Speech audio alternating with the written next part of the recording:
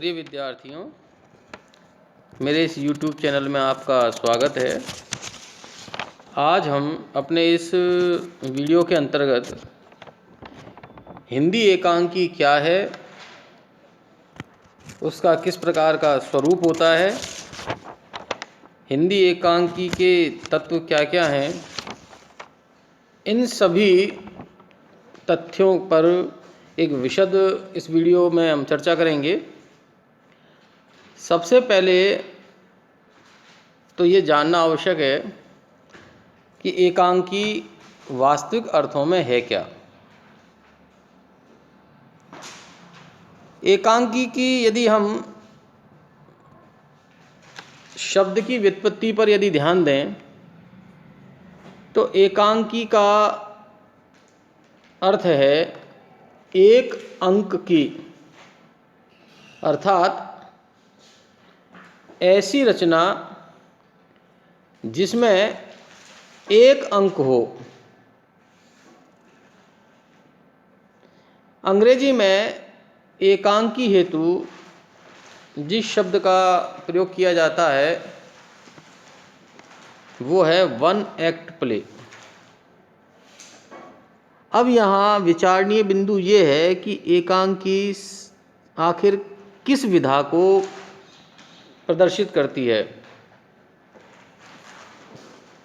एकांकी काव्यात्मक भी हो सकती है, अर्थात पद्यात्मक भी हो सकती है, गद्यात्मक भी हो सकती है और चंपू रूप में भी हो सकती है, अर्थात गद्य और पद्य से मिश्रित जो रचना है उसका नाम है चंपू।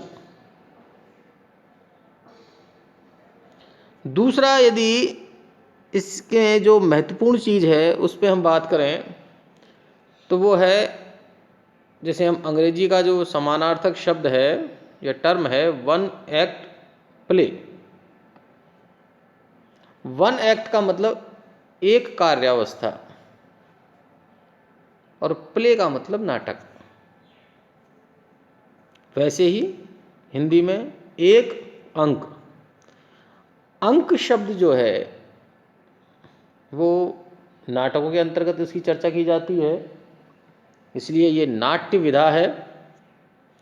और नाट्य विधा के अंतर्गत भी जो संक्षिप्त कोटि की जो नाट्य रचना है जिसमें केवल एक ही कार्यावस्था है, एक ही प्रधान उद्देश्य है, वो इसके अंतर्गत आती है।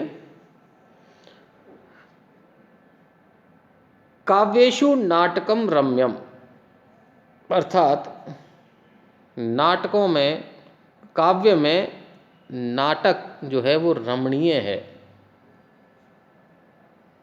काव्येषु नाटकम रम्यम, काव्य के अंतर्गत जो नाटकीय रचना है वो रमणीय है, अर्थात रमण करने योग्य है, अर्थात सुख प्रदान करने वाली है, रुचिकर है।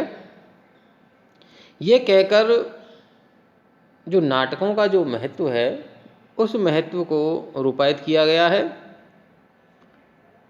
नाटक को साहित्य की केंद्रीय विधा के रूप में स्वीकृति प्रदान की गई है और यही कारण है कि नाटक चूँकि साहित्य का एक महत्वपूर्ण भाग है, इसलिए नाटक को पंचम वेद की उपाधि से भी अलंकृत किया गया है। एकांकी के अंतर्गत एक सुनिश्चित लक्ष्य, एक ही घटना, परिस्थिति अथवा समस्या, वेग संपन्न प्रभाव तथा निदर्शन में चातुरी अभीष्ट है। लंबे कथोपकथन, दृश्यों की अतिशयता, विषयांतरता, वर्णन बाहुल्य, चरित्र विकास के लंबे प्रयोग और उलझी कल्पनाएं नहीं होनी चाहिए। अर्थात यदि ये सारे लक्षण यदि हम किसी एकांकी में समाविष्ट करते हैं तो निश्चय ही वह एकांकी जो उसका मूल जो कलेवर है उस कलेवर से भिन्न हो जाएगी। उपेंद्र नाथ अश्क एक महान एकांकीकार रहे हैं। उनके अनुसार एकांकी में 3 बातें होनी ही चाहिए। पहला, आकार एवं समय की लघुता, अर्थात उसका जो कलेवर है, उसका जो कथानक है, वह कथानक बहुत ज़्यादा विस्तृत नहीं होना चाहिए। दूसरा, समय की लघुता, अर्थात उसके मंचन में ज़्यादा समय नहीं लगना चाहिए। दूसरा, उसके जो कथा वस्तु है, उस कथा वस्तु का भी आयाम बहुत बहुआयाम नहीं होना चाहिए। दूसरा, अभिनेता, क्योंकि नाट्य कला की वस्तु है, नाट्य विधा की वस्तु है, इसलिए अभिनेता, एक्टिंग, रंगमंच पर उसकी प्रस्तुति, ये परमावश्यक है। और जो तीसरा विलक्षण है, रंग संकेतों की स्पष्टता, अर्थात उसके अंदर जिस प्रकार के संकेत दिए गए हैं, जो रंग संकेत हैं, वो भी स्पष्ट रूप से परिलक्षित होने चाहिए। एकांकी में मुख्यतः जीवन की कोई एक घटना या प्रमुख संवेदना ही व्यक्त होनी चाहिए। एकांकी में अव्यक्त घटनाओं का चुनाव दैनिक जीवन से किया जाना श्रेयस्कर है। ऐसा करने से उसमें वास्तविकता और मनोरंजन का समावेश युक्ति संगत ढंग से हो सकेगा। संघर्ष एकांकी का प्राण तत्व है, द्वंद्व की कह सकते हैं। अतः दो विरोधी पात्रों या वर्गों में भाव संघर्ष भी आवश्यक है। डॉक्टर रामकुमार वर्मा की एकांकी में स्वाभाविकता और जीवन से निकटता हेतु संकलन त्रय की उपस्थिति भी एकांकी के लिए आवश्यक मानते हैं। एकांकी तत्वों की चर्चा की जाए तो एकांकी के तत्वों में जो सबसे महत्वपूर्ण जो तत्व है वह है कथा वस्तु या कथानक, या कलेवर भी कह सकते हैं। अंग्रेजी में इसके लिए एक शब्द है प्लॉट। यह एकांकी की रचना प्रक्रिया का मूल आधार है। इसी के माध्यम से चरित्रों की सृष्टि और विकास होता है। एकांकीकार इतिहास, राजनीति, धर्म, समाज आदि क्षेत्रों से कथा वस्तु का चुनाव कर एकांकी की रचना करता है। रचनाकार कथा वस्तु को जीवन के समसामयिक संदर्भों से संबद्ध कर पाठकों या दर्शकों का ध्यान आकृष्ट करता है। कथा वस्तु को प्रभावी बनाने के लिए उसमें कल्पना का प्रयोग भी यथेष्ट रूप से किया जाना चाहिए, लेकिन कल्पना इतनी अधिक प्रभावी भी नहीं होनी चाहिए कि वास्तविकता पूर्णतः नष्ट हो जाए। कथानक का प्रारंभ जिज्ञासा एवं कौतूहल पूर्ण होना चाहिए, ताकि वह पाठकों को या प्रेक्षक या दर्शकों को उस एकांकी के प्रति बांधे रख सके। कथानक में रोचकता और विस्मयादि गुणों का समावेश भी होना चाहिए। कथा वस्तु के 5 भाग होते हैं। कथा वस्तु 5 भागों में विभाजित होती है। पहला, जिसे हम प्रारंभ कहते हैं, जब कथा वस्तु आरंभ होती है। दूसरा, उसमें जब नाटकीयता आती है और वो धीरे धीरे आगे बढ़ती है। तीसरा, द्वंद्व या संघर्ष, जब वह भिन्न भिन्न प्रकार के वर्गों के साथ में संघर्ष को प्रदर्शित करती है। चौथा, चरमोत्कर्ष या क्लाइमैक्स कह सकते हैं, जब एकांकी अपने उद्देश्य को लेकर के पूर्णता की ओर बढ़ती है। और अंतिम है फलागम या परिणति, जहाँ जाकर एकांकीकार उस रचना को अपने उद्देश्य परकता के साथ पूर्ण कर देता है। कथानक का स्वरूप रंगमंचीय के साथ साथ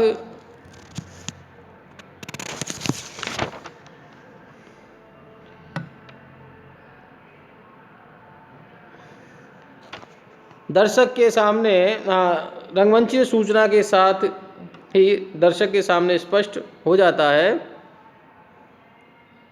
उसके बाद एकांकीकार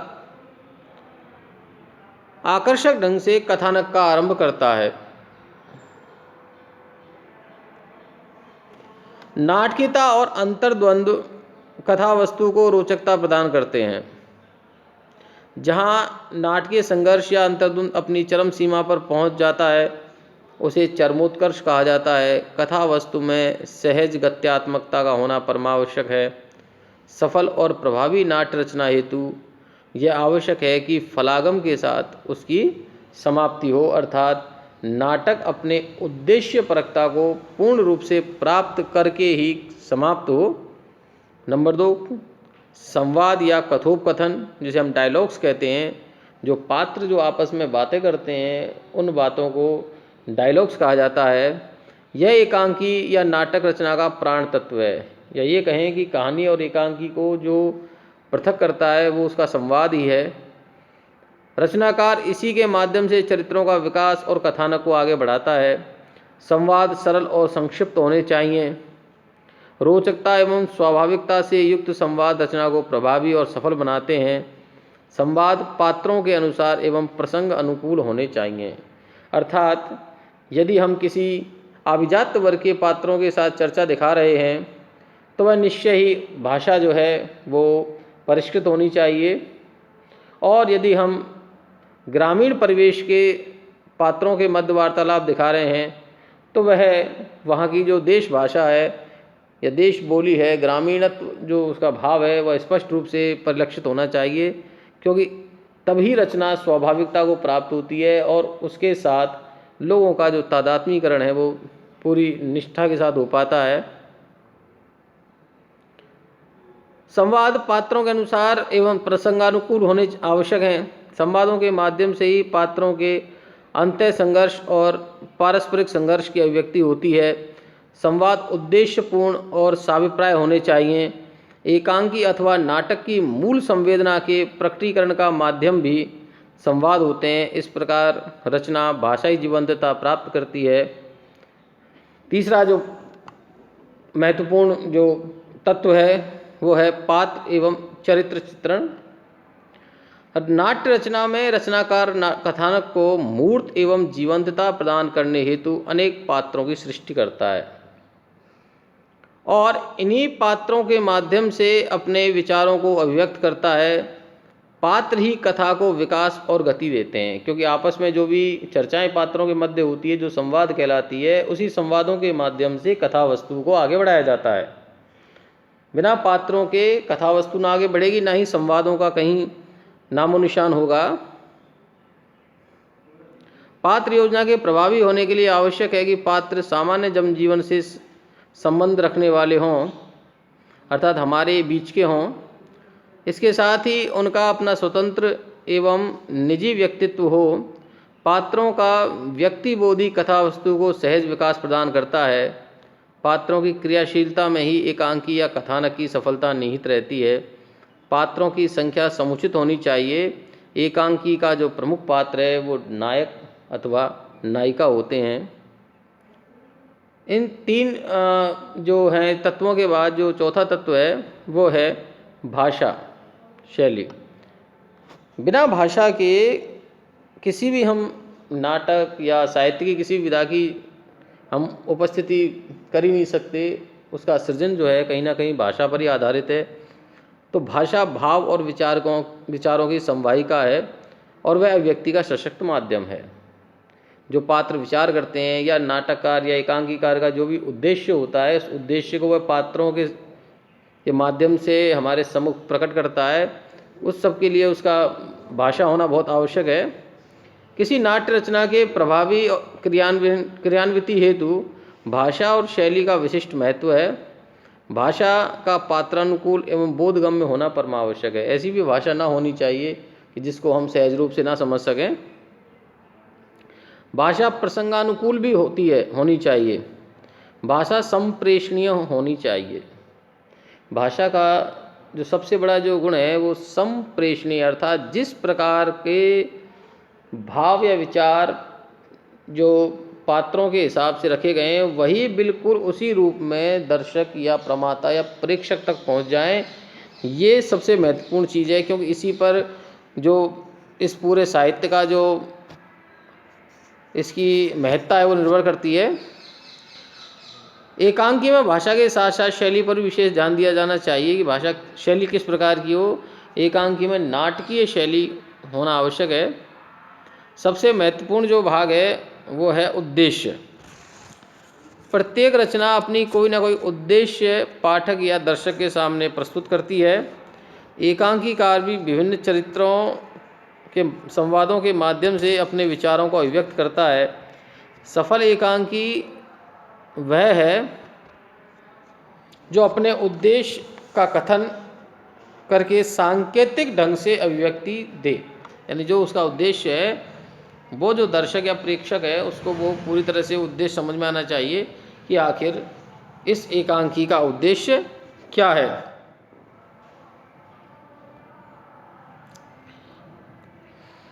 एकांकी के कथावस्तु के अनुसार ही विभिन्न उद्देश्य होते हैं, हो सकता है उद्देश्य एक से अधिक भी हों। जीवन के अंतर्विरोधों और विषमताओं की आलोचना एकांकी में व्यंग्यात्मक ढंग से ही की जानी चाहिए। उद्देश्य की महत्ता ही एकांकी को इस स्मृति में दीर्घजीवी बनाती है, अर्थात हम उसे लंबे समय तक याद रख सकते हैं। नाटक या एकांकी में जो एक सबसे महत्वपूर्ण जो उसका जो केंद्रीय पक्ष है वो है संकलन त्रय। एकांकी में स्वाभाविकता उत्पन्न करने के लिए कार्य,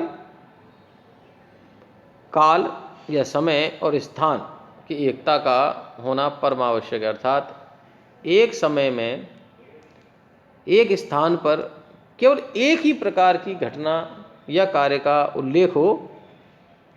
संकलन त्रय से आशय एक ही कार्य या घटना एक ही समय एवं एक ही स्थान पर होनी चाहिए, जिससे दर्शक उसकी पूर्ण अनुभूति कर सके। किसी घटना या विषय का समय के साथ पूर्ण ऐक्य एकांकिक सफलता के लिए बहुत महत्वपूर्ण है। सातवां जो तत्व है वह है अभिनेता। एकांकी की सफलता का रहस्य उसके अभिनय होने पर भी निर्भर करता है। अभिनय के द्वारा ही पात्र अपने मनोभावों की अभिव्यक्ति करते हैं। एकांकी अभिनय होती है, अतः यह आवश्यक है कि ऐसे विषय को लिया जाए जिसमें अभिनेता से युक्त संवादों की योजना की जा सके। रंग निर्देशों की सहायता से नाटक अथवा एकांकी के उद्देश्य और उसकी रंगमंचीय आवश्यकताओं को मूर्त रूप दिया जाता है। रंग निर्देश अभिनय में सहायता प्राप्त करता है। पात्रों की वेशभूषा, उनके हाव भाव एवं अंग संचालन अभिनय को प्रभावशाली बनाते हैं। रंगमंच की साज सज्जा और रंगमंचीय संकेतों की अपनी महत्ता होती है। एक सफल और प्रभावपूर्ण एकांकी का अभिनय होना परम आवश्यक है। और सबसे अंतिम जो तत्व है वो है अंतर्द्वंद, या जिसको हम द्वंद्व कह सकते हैं, संघर्ष कह सकते हैं। हृदय में परस्पर विरोधी भावों का उत्पन्न होना अंतर्द्वंद कहलाता है। डू और नॉट डू, क्या करें और क्या नहीं करें। पात्र विचार रखता है कि मुझे अब ऐसी परिस्थिति में क्या तो करना चाहिए और क्या नहीं करना चाहिए। जब एकांकी के पात्र किसी विषय अथवा समस्या या उसके विभिन्न पक्षों पर विवाद करते हैं तो उनकी मन स्थिति संघर्षपूर्ण होती है। पात्रों की इस मन स्थिति का सूक्ष्म विश्लेषण एकांकी का प्राण होता है। यही वह भाव है जिसके द्वारा एकांकीकार पात्रों का मनोवैज्ञानिक चित्रण करता है। तो इस प्रकार से आज हमने इस वीडियो के माध्यम से एकांकी क्या है और एक एकांकी में कौन कौन सी विशेषताएं होनी चाहिए और किस प्रकार से उसके तत्व होने चाहिए, इन सब का विशद अध्ययन किया है। हम अगले वीडियो में जो हमारी पाठ्यपुस्तक है उसमें भिन्न भिन्न प्रकार की रचनाकारों की जो एकांकियाँ संकलित हैं उनका भी हम अध्ययन करेंगे। तब तक के लिए धन्यवाद।